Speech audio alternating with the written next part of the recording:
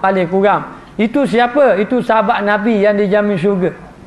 Sahabat Nabi ada seorang, saya tak ingat dah. Nabi kata mu ni masuk syurga. Dia pun gembira. Tapi Nabi kata mu kena berdiri di padang mahsyar 500 tahun. Dah 1,000 satu hari negeri akhirat 1,000 tahun di dunia. Al-fasanati mimma ta'udun, 1,000 tahun yang kamu kira tu. 1,000 tahun dunia. Mana ada orang hidup 1,000 tahun? Bermakna kita hidup atas ke dunia tak sapa sehari akhirat. Sehari akhirat pun tak sapa. 1,000 tahun. Bayangkanlah 1,000 tahun dunia baru satu hari. Dah kalau kita berdiri 500 tahun pun tak agak nak lama dah. Kalau tengok atas amalan masing-masing. Kalau buat maksiat banyak, boleh jadi 1 juta tahun akhirat. Lama yang sangat-sangat lama. Dan ketika itu sangat-sangat marah Allah Ta'ala kepada orang-orang yang engkar. Marah Allah Ta'ala kepada orang yang Allah Ta'ala marah. Seperti orang kafir, orang zalim, orang fasik. Sehingga orang-orang beriman pun takut juga. Kadang-kadang dia marah. Boleh marah orang salah. Yang kita takut. Jadi nak beritahu Allah Ta'ala marah. Sehingga kan Nabi Adam kata Allah Ta'ala hari ni sangat-sangat marah. Yang tidak pernah marah sebelum pada ni macam ni. Jumpa dengan Nabi-Nabi lain pun macam tu. Berdiri dekat padang mahsyar. Kemudian matahari sejekar atas kepala. Ataupun 2 jekar atas kepala. Mengikut amalan masing-masing. Ada orang yang perlu sampai kat betih pun ada. Sampai kat lutut ada. Kat peha ada. Kat pinggang ada. Hak tenggelam pun ada. Mengikut amalan masing-masing ketika duduk di padang mahsyar. Orang pun tanya. Dia kata tak kenal sungguh ke? Hak lari jadi lari ni. Kalau ikutkan dalam ayat Quran ada mengatakan unzuruna naktabis min nurikum. Tunggulah kami. Kami nak ambil cahaya daripada kamu. Dan sedangkan kamu dulu duduk atas muka dunia kan, kamu kenal aku. Maka dia pun suruh tunggu. Dia pun nak pergilah, nak tumpang cahaya orang-orang yang beriman. Tetapi bila dia nak pergi, tiba-tiba ada dinding yang menghalang dia. Jadi dekat padang mahsyar nanti ada orang yang dapat cahaya. Ada orang dapat cahaya. Cahaya ataupun ada orang dapat nikmat. Ada orang dapat azab daripada Allah Subhanahu Wa Taala. Jadi bila kita buat amal ibadat banyak-banyak atas muka dunia, kita beramal, insya-Allah orang yang beramal amalan yang soleh di atas muka dunia, dia akan dapat kebaikan di negeri akhirat.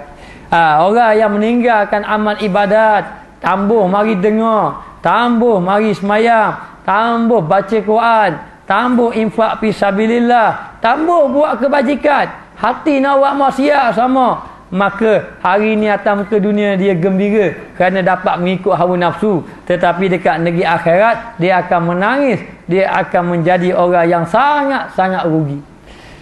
Maka Allah Ta'ala cerita dah, Nabi cerita dah mengenai padang mahsyar. Perhimpunan raya di padang mahsyar, semua akan berkumpul belaka, masing-masing bawa amalan. Kita bersaing di antara satu sama lain. Siapakah yang dapat rahmat, siapa yang dapat syafaat, siapa yang dapat minum air telaga Kausar, siapa yang masuk dalam syurga, hanya Allah Ta'ala sajalah yang mengetahui.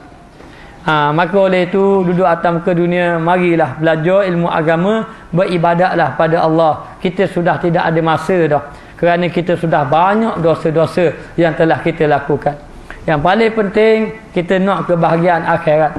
Kita tak bahagia dunia pun tak apa. Kalau Allah Ta'ala miskinkan harta, tetapi kita minta Allah Ta'ala kayakan pahala.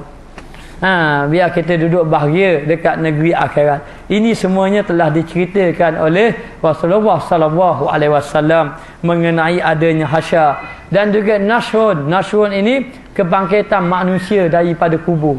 Semua manusia akan mati. Kullu nafsin za'iqatul maut. Sehebat mana manusia pun dia akan mati. Walau macam mana kita nak lari daripada mati pun mati. Makanlah ubat banyak-banyak. Siapa masih mati juga. Idza jaa ahadakumul maut fala yastakhiruna sa'atan wala yastaqdimun. Apabila datang kepada kamu kematian, sampai dia mati, maka Allah Ta'ala tidak mendahulukan dan Allah Ta'ala tidak mengakhirkan walau satu saat. Siapa masih mati, walaupun hari ni kadang-kadang kita tengok segar lagi dia, esok kita dengar tak ada dah dia. Semuanya ajal di tangan Allah Ta'ala. Apabila manusia itu mati, maka terputus amalan dia. Habis, dia tidak bawa lagi harta dia. Dia tak bawa lagi anak beranak dia. Suami yang dia cinta. Dia tak bawa dah. Dia akan duduk seorang diri dalam kubur. Duduk seorang diri dalam kubur, duduk dalam keadaan gelap. Kemudian disoal oleh malaikat munkar nakir. Bertanya pula kita apa yang kita lakukan semasa hidup di atas muka dunia. Maka amat malanglah orang yang tertipu dengan kehidupan dunia, sehingga melalaikan dirinya daripada melakukan ibadat kepada Allah Ta'ala. Dunia hanya sekali saja. Tak ada orang mati hidup semula. Allah Ta'ala beri peluang. Sebagaimana muda sekali saja. Masa muda ni gagah kita buat amal ibadat. Masa muda ni nak buat amal ibadat. Muda pun hanya sekali saja. Peluang kita sekali je masa ketika hidup. Ketika mati, tak ada dah. Maka kita akan bawa amalan. Manusia akan duduk dalam kubur. Apa masa dia? Qul innal mautal ladzi tafiruna minhu fa innahu mulaqikum summa turadduna ila alimil ghaibi wasyahadah fayunabbiukum bima kuntum ta'malun. Katakanlah wahai Muhammad kepada orang-orang lain, orang-orang yang takut pada mati, kematian yang kamu lari-lari pasti akan berjumpa dengan kamu. Mati belaka, kita kaya pun mati, kita miskin lagi mati. Jadi mati belaka. Kita sihat pun mati, kita sakit lagi mati. Mati belaka. Sampai masa kita akan berjumpa dengan Allah Subhanahu wa Ta'ala. Maka duduk dalam kubur sampai masa akan dibangkitkan oleh Allah. Manusia akan dibangkitkan. Manusia yang pertama dibangkitkan oleh Allah adalah Nabi Muhammad sallallahu alaihi wasallam, kemudian para nabi, kemudian umat Nabi Muhammad sallallahu alaihi wasallam. Umat Nabi Muhammad yang mula-mula dibangkitkan adalah Sayyidina Abu Bakar As-Siddiq. Kemudian barulah sahabat-sahabat lain, kemudian sampailah kepada kita semua akan dibangkitkan oleh Allah Subhanahu wa Ta'ala. Bangkit tujuannya akan dihitung oleh Allah Ta'ala. Fayunabbiukum bima kuntum ta'malun. Allah Ta'ala bantang belaka amalan yang kita lakukan semasa hidup di atas muka dunia. Maka nasrun, kebangkitan daripada kubur dan seksa kubur, dan ada juga seksa kubur bagi orang yang melakukan dosa, diseksa oleh Allah Ta'ala. Maka orang yang buat dosa akan diazabkan oleh Allah Ta'ala di alam barzah, di dalam kubur. Sebab itu kita digalakkan berdoa pada Allah, Allahumma inna na'udzubika min azabil qabri. Ya Allah, ya Tuhan kami berlindung daripada azab kubur. Amalan yang menyebabkan seseorang itu terselamat daripada azab kubur ialah sentiasa membaca sebelum daripada tidur suratul Mulk, tabarakalladzi biyadihil mulk wa huwa ala kulli syai'in qadir. Siapa yang membaca sebelum daripada tidur, insya-Allah dia akan terselamat daripada azab kubur. Jadi adanya sesaan azab kubur. Azab kubur ni amat pedih. Diazab oleh Allah Ta'ala. Bila mati saja kena azab kubur. Kita rasa sakit macam ni. Bila kita kena besi panah ataupun besi panah, sakit lah. Tapi bila masuk dalam kubur lebih pada tu lagi. Ditikam oleh malaikat. Lepas tu dipukul oleh malaikat dengan cemeti. Ingat bagi wanita yang membuka aurat dia tidak pakai tudung, nanti sampai masa malaikat Allah Ta'ala atau malaikat, dia akan pukul orang-orang yang tak pakai tudung ni masuk 7 lapis bumi. Kemudian dia cokeh dengan kuku pula. Azab bagi orang yang melakukan kemungkaran terhadap Allah. Sebab tu kita dok larang sangat, dok tekan sangat. Bukan apa kita sayang. Kerana kita akan berjumpa dengan Allah Subhanahu wa Ta'ala. Jadi nak beritahu, siapa bila mati saja kita akan disoal. Mula-mula yang disoal adalah mengenai ketuhanan. Ma rabbuka, siapa Tuhan kamu? Ada mengatakan ditunjukkan segambaran lelaki. Kemudian ditanya, adakah kamu kenal lelaki ini? Maka siapa yang tidak beribadat pada Allah, dia kata, aku tidak kenal lelaki ini. Ada pun orang yang kenal mengatakan lelaki ini adalah Rasulullah. Marulah ditanya beberapa soalan-soalan. Persoalan yang berlaku di dalam kubur. Orang yang banyak baca Quran, Quran akan datang jadi pendinding bagi diri dia. Dia pun tanya, siapa kamu? Kata Quran, aku adalah Al-Quran. Ketika duduk atas ke dunia, mu jaga aku. Sekarang dalam alam barzah, aku jaga kamu. Orang yang semayang sunat banyak pun datang juga amalan dia. Orang yang buat ibadat datang juga amalan dia. Inilah yang menyelamatkan kita. Kita duduk di alam barzah lebih lama daripada duduk atas muka bumi. Atas muka bumi berapa tahun sangat? Ada orang 20 tahun, ada orang 30 tahun, ada orang 40 tahun. Tapi alam barzah, kita tengok orang lahir mati pada zaman Nabi Adam. Sampai sekarang tak bangkit-bangkit ni. Kaum Ad mati yang beratus-ratus tahun, beribu-ribu tahun dulu. Sampai sekarang tak bangkit lagi. Tidak dibangkitkan lagi oleh Allah. Jadi nak beritahu, kehidupan yang kekal abadi, kehidupan akhirat. Kehidupan akhirat. Dunia ni sementara. Kenapa kita perlu tertipu dengan kehidupan dunia? Dunia ni ibarat makanan yang sungguh indah, sungguh cantik, sungguh ranum, sungguh bau dia memang menarik hati, berasa nak makan. Tetapi kalau kita tengok orang yang mengadunkan kuih tadi, makanan tadi, dia letak sedikit racun, walau comel setara mana pun kita tak mau makan. Comel setara mana, kerana kita tahu dah benda tu ada racun, akan membinasakan kita. Maka tidak dapat duduk atas muka dunia ni, hendaklah melakukan amal ibadat kepada Allah Subhanahu Wa Taala. Maka dicerita tentang seksa kubur. Nabi cerita tentang seksa kubur. Ada satu hadis, Nabi berjalan dekat kubur, kemudian Nabi berhenti bersama dengan sahabat-sahabat.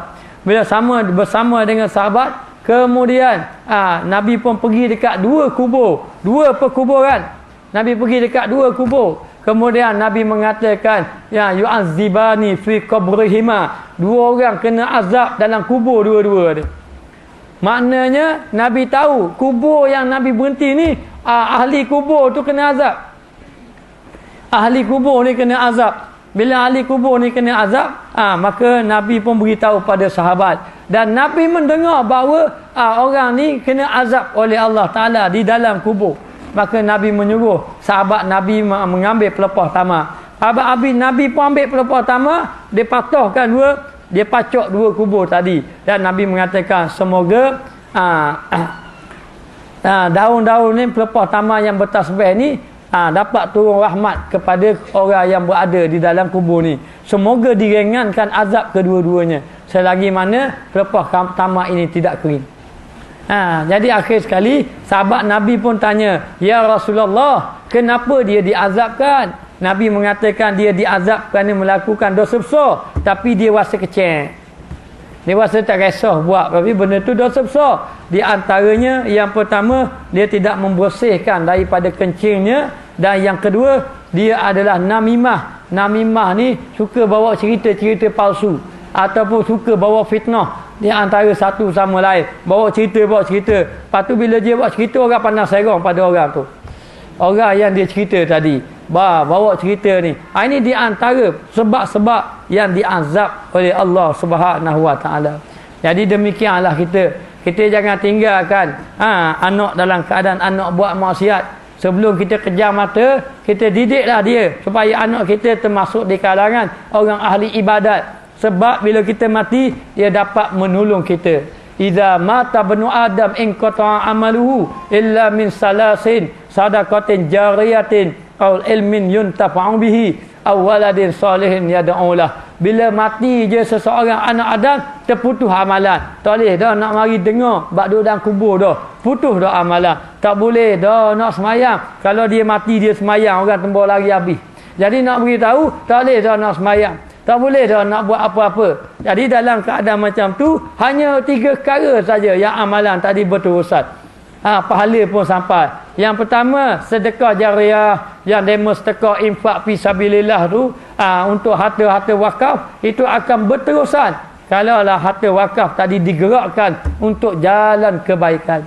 Dan yang kedua, ilmu yang dimanfaatkan. Kalau kita ada ilmu, kita sampaikan kepada orang lain beramal dengan ilmu yang kita sampai. Kita dah mati pun, maka berjalanlah lagi.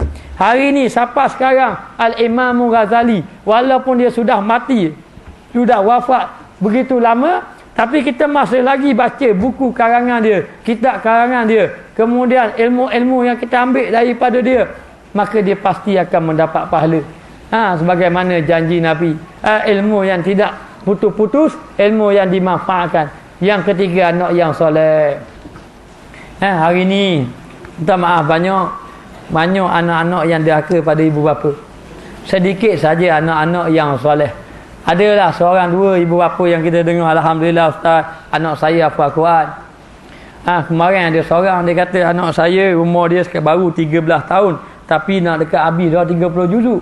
Berapa ada dalam 21 juzuk dah. Umur berapa? 13 tahun. Duk mengapa? Allah sejuk mata hati. Ni lebih berharga. Lebih berharga daripada bangunan 10 tekak. Kaya setara mana pun, ni lebih bahagia kalau kita dapat ada anak yang soleh. Anak yang soleh. Jadi nak beritahu, anak yang soleh menyelamatkan kita apabila dia berdoa kepada kedua ibu bapa walaupun ibu bapanya sudah pergi.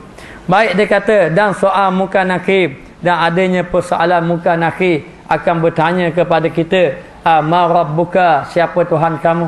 Man nabiyuka, siapakah nabi kamu? Ma imamuka, apakah ikutan kamu? Ma dinuka, apakah agama kamu?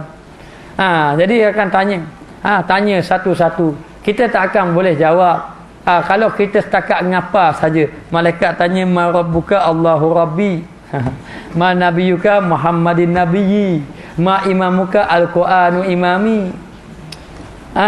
Kena jakah kali lupa habis. Dah boleh. Yang boleh jawab bukan kita. Kita mati dah. Yang boleh jawab adalah